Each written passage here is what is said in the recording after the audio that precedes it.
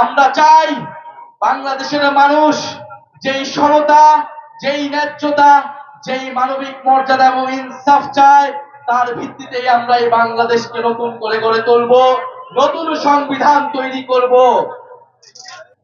আমরা 30 দিন জুলাই পদযাত্রা করেছি বাংলাদেশের পথে প্রান্তরে। আমাদের বিরুদ্ধে নানা ষড়যন্ত্র হয়েছে, নানা প্রোপাগান্ডা হয়েছে। আমাদের এই পদযাত্রায় যেই জনস্রোত নেমে এসেছিল, সেই জনস্রোতে ঈর্ষান্বিত হয়ে আমাদের বিরুদ্ধে অপপ্রচার চালানো হয়েছে।